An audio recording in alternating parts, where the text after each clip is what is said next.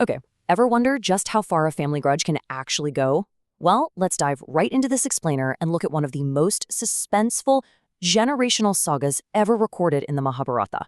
We're talking about a story packed with ancient curses, unbreakable karma, and an absolutely apocalyptic quest for revenge. It's a massive tale that proves the actions and the trauma of one single person can echo through time and literally threaten the existence of an entire species. Because we're actually starting right in the middle of a completely horrifying event. What we are witnessing is King Janamejay's Sarpa Sutra. Now, this isn't just your standard ancient ritual. It is a mass extinction event fueled by pure, unadulterated vengeance designed to wipe every last snake off the face of the earth. Just picture it. The sky's completely darkened by smoke as millions of serpents are pulled invisibly from the heavens, plunging against their will into this massive blazing fire fueled by fat. So, you've got to ask yourself, how did an entire species end up on the brink of extinction?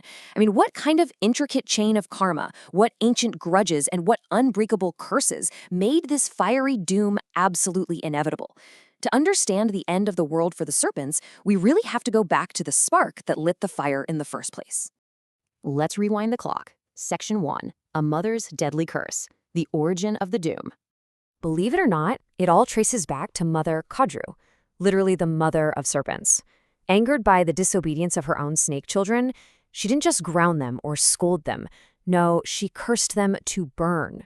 She essentially prophesied the exact horrifying event we just talked about, sending the Snake Brothers into this desperate existential panic for their survival.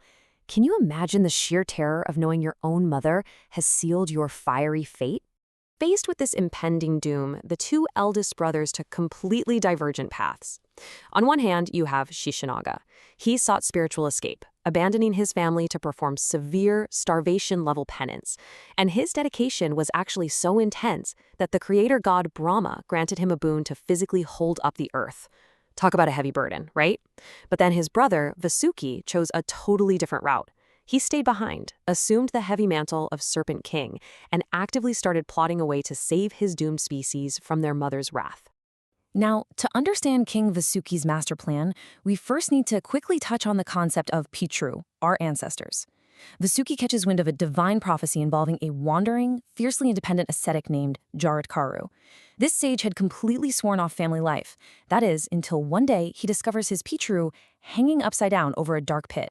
And get this, they are clinging to a single blade of grass that is slowly being chewed by a rat. It's a wild metaphor, right? The rat represents time, and the breaking grass represents the impending end of his bloodline. So, to save his ancestors from falling into this pit of misery, Sage Jared Guru realizes, okay, I have to agree to marry and have a child to continue the lineage. But he's stubborn. He'll only do it if some incredibly bizarre and strict conditions are met. His bride must share his exact name. She must be offered purely as charity, and he flat out refuses to take any financial responsibility for her. Honestly, it's an impossible, almost ridiculous set of demands. But King Vasuki? He sees an opening and seizes the opportunity. He actually offers up his own sister, who, conveniently enough, is also named Jaratkaru, checking that first box perfectly. This leads to a very, very fragile marriage. In fact, it ends abruptly when she innocently wakes a sage for his evening prayers, which violates his strict personal rules. He abandons her in a massive fit of rage, but not before leaving her carrying a prophesied savior, their unborn son, Astika. Fast forward years later to the reign of a new monarch, Section 2, the doomed King Parikshit. A moment of disrespect. So, King Parikshit, the absolute ruler of the world, is out hunting. He's exhausted, desperately thirsty, and completely lost. He stumbles upon Sage Shamaka and begs for some water. But the sage is deep in silent meditation and totally ignores him. Feeling profoundly insulted, the frustrated king makes a monumental lapse in judgment. He picks up a dead snake with his bow and arrogantly drapes it right over the silent sage's shoulders before storming off. And this brief, petty moment of disrespect leads to a catastrophic reaction. The sage's son, Shringi, discovers the insult to his father and just flies into an absolute rage. He casts a devastating curse. Stripped down to its core, this sets a terrifying, unavoidable ticking clock for the most powerful king on Earth. He has exactly 7 days to live before the Serpent King Takshaka burns him to ashes with venom. The clock starts ticking immediately. Day 1, the curse is cast. Parikshit gets the warning, and by day 4, he takes no chances. He retreats into a highly guarded fortress, suspended on a single pillar, just to prevent any snakes from slithering in. By day 6, a glimmer of hope arrives. Kashyapa, a legendary healer who can cure absolutely any venom, approaches the city. But on day 7, the serpent Takshaka strikes. Despite fortifying himself against all earthly threats, Parikshit's fate is completely sealed. Now, you might be wondering what on earth happened to that legendary healer. Well, it was the ultimate bribe. The serpent Takshaka intercepts the healer Kashyapa on the road. To prove he means business, Takshaka bites a massive, healthy tree and turns it to ash in seconds. But undeterred, Kashyapa uses his magic and brings the tree completely back to life. Realizing he literally can't beat the healer's magic, Takshaka changes tactics. He simply asks what the healer expects to get paid by the king and successfully bribes him with an unimaginable fortune to just turn around and go home. Problem solved. So, Parikshit is bitten by Takshaka, who, by the way, sneaked in disguised as a tiny insect inside a piece of fruit, and the king is instantly reduced to ashes. Years later, his son Janamejaya discovers the truth of his father's bizarre death, which ignites a blinding fury. This brings us to Section 3, Janamejaya's wrathful revenge. The Sarpasatra begins. The resulting Sarpasatra wasn't just a simple execution. Like we saw earlier, it was a mass extinction event orchestrated through terrifyingly powerful dark rituals. Priests are out there chanting lethal, magnetic mantras designed to literally rip snakes from wherever they are hiding in the world. Millions perish in these massive flames fueled by fat, and the sheer volume of burning flesh literally darkens the skies. It's a complete environmental and mythological catastrophe. But where is the mastermind in all this? The primary target, Takshaka, is actually cowering in the heavens under the personal protection of Indra, the king of the gods. But here's the crazy part.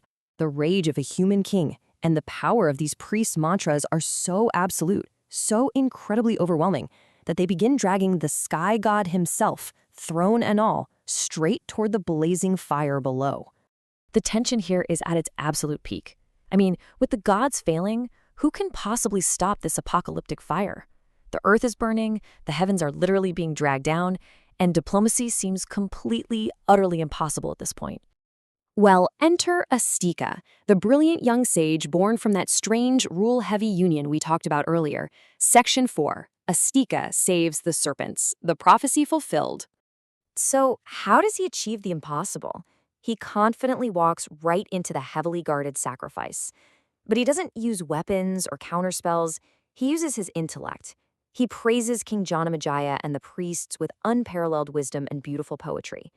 The king is so deeply impressed by the boy's sheer brilliance that he offers him a single boon, anything he desires. Astika immediately demands the sacrifice stop. He uses pure, undeniable diplomacy to halt the carnage and prevent the king from committing a terrible karmic sin. Let the sacrifice stop. Those simple words echo through the ritual grounds. Janamejaya, bound by his word as a righteous king, aborts the ritual. He calls the whole thing off, just as the serpent Takshaka, who had been abandoned by Indra, is dangling unconscious, mere inches above those lethal flames. The entire species is saved at the absolute final second. But here is the most mind-bending twist of this entire explainer. Section 5, the story within a story, the birth of an epic. So King Janamejaya is sitting there, right? His ultimate revenge was just snatched away from him right at the finish line. He is angry, he's frustrated, and he's restless. To soothe the king and impart some much-needed wisdom about duty, war, and the devastating cost of familial conflict, Sage Vyasa's disciple, Vaishampayana, steps forward to tell the grand history of the king's own ancestors. And here is the absolute magic of this narrative. This exact snake sacrifice, with the fire literally still smoldering and the smoke clearing in the background, is the physical setting where the entire Mahabharata was first recited aloud. This apocalyptic revenge story we just explored is actually the framing device, the outer shell, for the entire 100,000-verse epic. It truly leaves you wondering, doesn't it? If the greatest epic in human history was born from the ashes of a vengeful snake sacrifice, what other incredible stories are hiding in the margins of our own anger and vengeance? It really shows us the sheer scale of karma and consequence, and how one mother's curse cascading through time can eventually birth a story that shapes humanity forever. Thank you for joining me for this explainer. Keep questioning, keep seeking, and always, always look for the story behind the story.